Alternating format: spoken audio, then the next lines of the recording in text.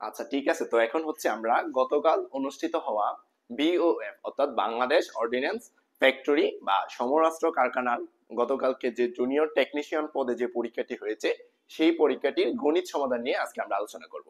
ঠিক আছে, তো আমরা এখানে দেখতে পাচ্ছি প্রশ্নে গণিত থেকে 10 মার্কের প্রশ্ন ছিল। তো প্রথম একটা প্রশ্ন ছিল যে উৎপাদকে বিশ্লেষণ করুন। এটা হচ্ছে আমরা ম্যাক্সিমাম পারবো, তারপরও যারা না পারি তাদের জন্য দেখেন আমরা সলিউশনটা দেখে দিচ্ছি। যে কি আছে, এক্স স্কোয়ার মাইনাস 7x+6, এটার উৎপাদক বিশ্লেষণ যদি করি তাহলে আমরা উৎপাদক মূলত হচ্ছে আমরা ভাঙবো, এই সংখ্যাটাকে কিভাবে সহজভাবে ভাঙতে পারি সেটা হচ্ছে আমাদের উৎপাদক বিশ্লেষণ। আচ্ছা, তো এক্স স্কোয়ার মাইনাস 7x কে আমরা এমন ভাবে ভাঙবো যেন দুইটা সংখ্যা গুণ করলে হচ্ছে 6 হয় এবং যোগ করলে হচ্ছে কত 7 হয়। তাহলে আমরা 7x এ ভাঙতে পারি 6x minus x plus 6 equal. ঠিক আছে, আমরা কি লিখতে পারি যে এক্স স্কোয়ার 7x কে ভাঙলাম 6x মাইনাস এক্স, 6টা আর একটা এক্স, এই হচ্ছে 7টা এক্স, আর 6 কে 6 মাইনাসে মাইনাসে প্লাস 6। ঠিক আছে, তারপরে আমরা কি লিখতে পারি, এখানেও এক্স আছে এখানে এক্স আছে, তো এই দুইটা থেকে আমরা একটা এক্স কমন নিব, কমন নিলে কি থাকতেছে এক্স মাইনাস 6। আবার এই জায়গা থেকে যদি আমরা -1 কমন নিই থাকতেছে হচ্ছে এক্স মাইনাস 6। ঠিক আছে, তো আমরা জানি উৎপাদকের বিশ্লেষণের বেলায় দুইটা ভ্যালু সেম হলে আমরা একটা ভ্যালু নিব। তো x minus 6 into x minus 1, এইটাই হচ্ছে আমাদের প্রদত্ত রাশির উৎপাদকের বিশ্লেষণ। ঠিক আছে, আচ্ছা তাহলে আমরা পরবর্তী প্রশ্নে যাই। আচ্ছা, তো পরবর্তী প্রশ্নটা হচ্ছে যে আমাদের কি আছে এখানে, আমরা হচ্ছে এটা বীজগণিত গুলো আগে শেষ করি। 3 নম্বর প্রশ্নে কি আছে, যে 3 নম্বর প্রশ্নে আছে হচ্ছে a minus B whole square equal a square minus 2ab plus সূত্রটি নির্ণয় করো। তো আমাদের প্রদত্ত রাশি কি দিয়ে আছে, a minus B whole square. আচ্ছা, হোল স্কোয়ার মানে কি একটা সংখ্যা দুইবার আছে, আমরা কোনো কিছু a স্কোয়ার লিখি, a স্কোয়ার মূলত কি a ইন্টু a, তাহলে a minus B whole square মূলত আমরা কি লিখতে পারি a minus B into a minus B. ঠিক আছে, তো আমরা যদি দুইটা a গুণ করি, a আর a গুণ করলে হচ্ছে a স্কোয়ার, মাইনাস a আর b যদি গুণ করি হয় ab। ঠিক আছে, তো এই রাশি দ্বারা এই দুটোর গুণ করলাম। ওকে, তারপর আবার b আর a যদি গুণ করি আমরা লিখতে পারি মাইনাস ab, মাইনাস b আর মাইনাস b গুণ করলে হচ্ছে প্লাস b স্কোয়ার। তো আমরা কি পেলাম এখানে a স্কোয়ার, একটা ab একটা ab, কয়টা ab minus 2ab plus b square. এই তো আমাদের হয়ে গেল, a মাইনাস b থেকে আমরা লিখতে পারলাম a square minus 2ab plus b square. ঠিক আছে, আশা করি বুঝতে পারছেন এটা। আচ্ছা, তারপরে হচ্ছে আমাদের আছে একটা সূচক থেকে একটা প্রশ্ন এসেছে 5 নম্বরে। যে সূচক থেকে কি ছিল এটা, যে ইও নাম্বার প্রশ্নটা ছিল এরকম যে 4 two the power x plus 1 equal 32। ঠিক আছে, বা আমরা কি লিখতে পারি এখানে 4 কে যদি আমরা সূচক নিয়মে ভাঙি 4 কে লিখতে পারি কত 2 square to the power x plus 1। আর 32 কে আমরা কি লিখতে পারি, 32 এ লিখতে পারি 2 ইন্টু 2 ইন্টু 2 ইন্টু 2 ইন্টু 2, অর্থাৎ 2 টু দি পাওয়ার 5। 2 দুগুণে 4, 4 দুগুণে 8, 8 দুগুণে 16, 16 দুগুণে 32। এই 32 কে লিখতে পারি 2 টু দি পাওয়ার 5। আচ্ছা, তারপরে লাইনে 2 আর x যদি আমরা গুণ করি হয় 2x প্লাস 2 কে 2 ইকুয়াল 2 টু দি পাওয়ার 5। বা পরের লাইনে আমরা জানি সূচকের নামে উভয় পাশে ভিত্তি যদি সেম হয়, ঠিক আছে, যে আমরা সূচকের নামে কি জানি a to the power x equal a to the power যদি y হয় তাহলে আমরা লিখতে পারি x ইকুয়াল y।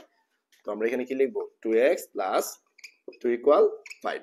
সুতরাং 2x ইজ ইকুয়াল 5 প্লাস 2 ছিল, এই পাশে গেলে কত হবে, এই পাশে গেলে কত হবে -2, প্লাস 2 এই পাশে গেলে কত হবে -2। 5 থেকে যদি আমাদের 3 চলে যায়, সরি 5 থেকে যদি আমাদের 2 চলে যায়, কত 5 থেকে যদি আমাদের 2 চলে যায় তাহলে কত থাকে 3 থাকে, কত থাকে 3। সুতরাং x ইকুয়াল কত 3/2, যেটা আমাদের আনসার।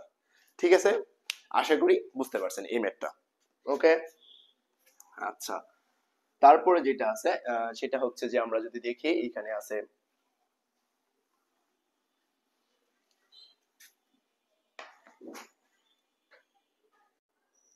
আচ্ছা ঠিক আছে, তো এখন হচ্ছে আমরা ওই যে 2 নাম্বার ম্যাথটা করব, যে 7:5 এবং 8:9 কে কি করতে বলছে ধারাবাহিক অনুপাতে প্রকাশ করতে বলছে।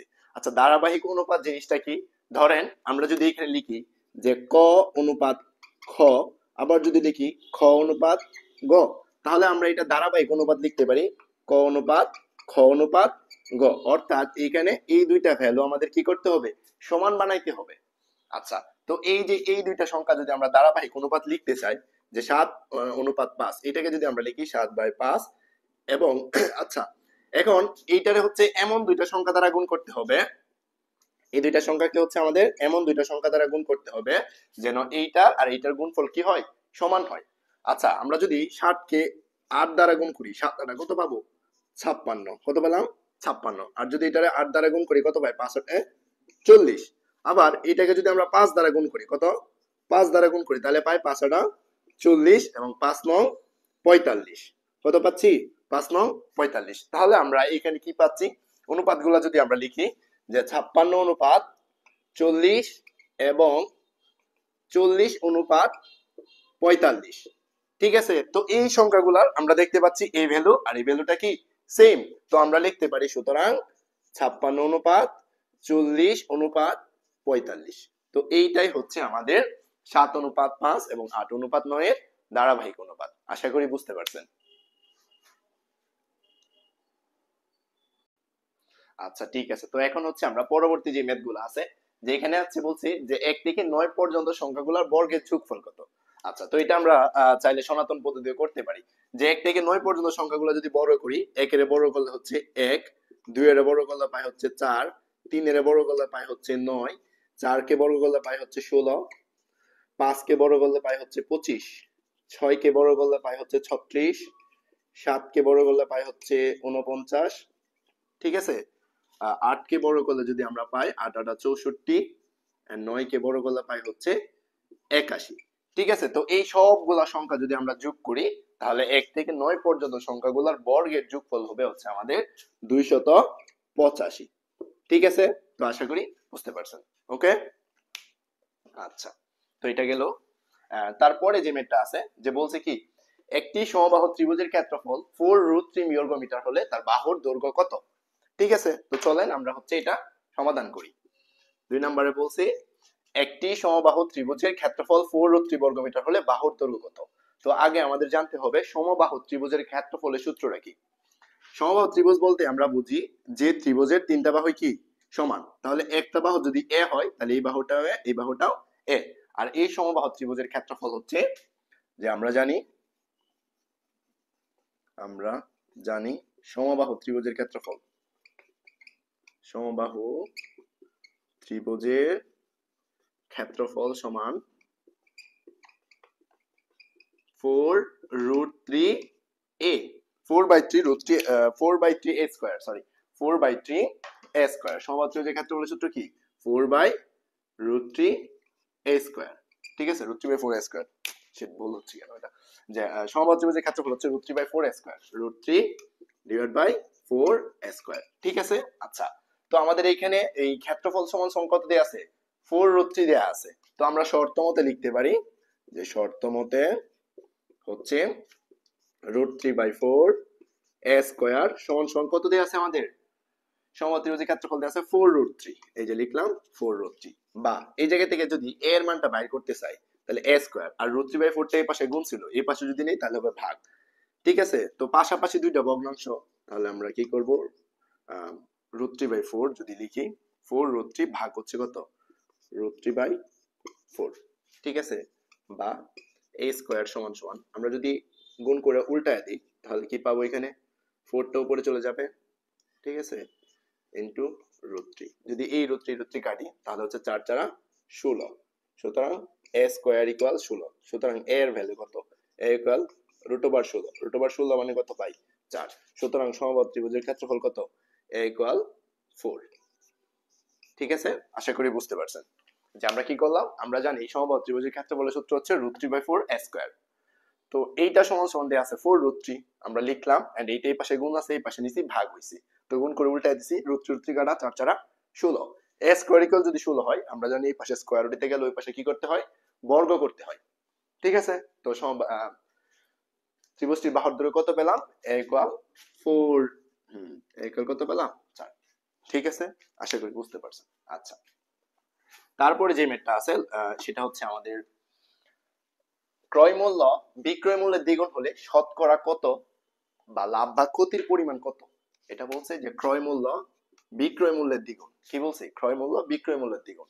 আচ্ছা আমরা যদি বিক্রয় মূল্যটারে x ধরি, যে ধরি বিক্রয় মূল্য হচ্ছে x টাকা। ঠিক আছে, তাহলে ক্রয় মূল্য কত? যেহেতু বিক্রয় মূল্য 2 গুণ, ক্রয় মূল্য হচ্ছে আমাদের 2x টাকা। ঠিক আছে, এখন বলছি যে শতকরা লাভ বা ক্ষতির পরিমাণ কি। আচ্ছা, আমরা জানি লাভ বা ক্ষতিটা কিসের উপর নির্ভর করে? বিক্রয় মূল্যের উপর নির্ভর করে। ঠিক আছে, যেহেতু বিক্রয় মূল্য কম, ক্রয় মূল্য বেশি, সুতরাং কি হয়েছে? ক্ষতি হয়েছে। সুতরাং কি হয়েছে? ক্ষতি হয়েছে। তাহলে বলছে শতকরা কত বা লাভ হয়েছে। ঠিক আছে, আচ্ছা আমরা যদি একটা জিনিস ধরেন 2 টাকা দিয়ে কিনলাম, ঠিক আছে, বিক্রি করলাম 1 টাকা, তাহলে আমার আরো 1 টাকা কি হয়েছে? লস হয়েছে। ওকে, তার মানে কি? অর্ধেক। এখন যদি এটা আমরা শতাংশ নিই, তাহলে কি করতে হবে? 100 দিয়ে গুণ করতে হবে। তাহলে আমরা ইজিলি বলতে পারি যে শতকরা ক্ষতি হয়েছে। শতকরা ক্ষতি হয়েছে কত পার্সেন্ট? অর্ধেক। অর্ধেক মানে কত? 50%। ঠিক আছে, এটা হচ্ছে আমাদের আনসার। ওকে, আশা করি বুঝতে পারছেন। আচ্ছা, এন্ড এখন হচ্ছে আমাদের লাস্ট যে ম্যাথটা আছে, যে প্রমাণ করো, ত্রিকোণমিতি থেকে আসা একটা ম্যাথ। ঠিক আছে, যে প্রমাণ করো, প্রমাণ করো কি tan theta plus cot theta equal sec theta into cosec theta. Okay, তো আমরা লেফট হ্যান্ড সাইড লিখলাম tan থিটা, ঠিক আছে, tan theta plus cot theta. আচ্ছা, আমরা tan থিটা সূত্র কি জানতাম? যে tan theta equal sin by cos, sin theta by cos theta.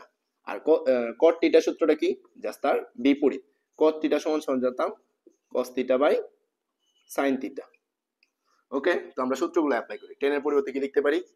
sin theta by cos theta plus cot এর পরিবর্তে কি লিখতে পারি? cos theta by sin theta. Okay, আচ্ছা, তারপর আমরা sin আর cos এর যদি লসাগু নিই, তাহলে পাবো কি? sin থিটা ইনটু sin আর cos এর লসাগু নিলে আমরা কি পাবো? sin theta into cos theta. ঠিক আছে, আচ্ছা এইটা দ্বারা যদি এটা ভ্যালুটারে ভাগ করি, cos এ cos এ কাটা, তাহলে sin আর sin যদি গুণ করি কত পাবো? sin স্কয়ার থিটা প্লাস এটা দিয়ে এটারে ভাগ করলে sin এ sin এ কাটা, cos আর cos এ গুণ করলে হচ্ছে cos স্কয়ার থিটা। ঠিক আছে, আচ্ছা তাহলে উপরে আমরা কি পাচ্ছি? sin square theta plus cos square theta. উপরে কি পাচ্ছি আমরা? আমরা জানি sin square theta plus cos square theta equal কত? 1। আর নিচে কি আছে? sin theta cos theta, sin theta into cos theta. আচ্ছা, আমরা যদি এটা আলাদা করে লিখি যে 1 by sin theta into 1 by cos theta, সমস্যা নাই কোনো। ঠিক আছে, আচ্ছা আমরা জানি 1 বাই sin থিটা সূত্র কি, অর্থাৎ 1 বাই sin সমান সমান আমরা কি জানি? cosec theta, cosec cosec theta. আবার 1 বাই sec থিটা সমান সমান আমরা কি জানি? সরি, 1 বাই cos থিটা সমান সমান cos থিটা ইকুয়াল কি? sec theta. ঠিক আছে, তাহলে আমরা এটা পরিবর্তে লিখতে পারি cosec theta into sec theta. তো এইটাই হচ্ছে আমাদের রাইট হ্যান্ড সাইড বা আর এইচ এস, আমরা লিখে দিব প্রুফড, পি আর ও ভি ই ডি। ঠিক আছে, তো আমরা লিখে দিলাম প্রুফড। তো এই ছিল হচ্ছে বাংলাদেশ অর্ডিন্যান্স ফ্যাক্টরি বা সমরাস্ত্র কারখানায় আসা গতকালকে যে ম্যাথ পরীক্ষা ছিল, ওইটাতে যে ম্যাথগুলো ছিল আমরা সবগুলো ম্যাথ সলিউশন করার চেষ্টা করছি। ঠিক আছে, আমি আমার জায়গা থেকে বোঝানোর চেষ্টা করছি, আশা করি আপনারা বুঝতে পারছেন। তো এরকম আর কোন কোন বিষয়ের উপর ক্লাস চান আপনারা হচ্ছে আমাদের কমেন্ট বক্সে জানিয়ে দিবেন, এবং আমরা আমাদের কমেন্ট বক্সে হচ্ছে আমাদের ইউটিউব চ্যানেল দিচ্ছি, যারা সাবস্ক্রাইব করেননি আমাদের সাথে সাবস্ক্রাইব করে যুক্ত হয়ে যান, এবং ক্লাসটি যত দ্রুত সম্ভব শেয়ার করে দিন। ঠিক আছে, তো যেন বেশি করে মানুষ ক্লাসটি করতে পারে। ঠিক আছে, তো সকলের জন্য শুভকামনা রইল, আমার জন্য দোয়া করবেন। থ্যাংক ইউ, আল্লাহ হাফেজ।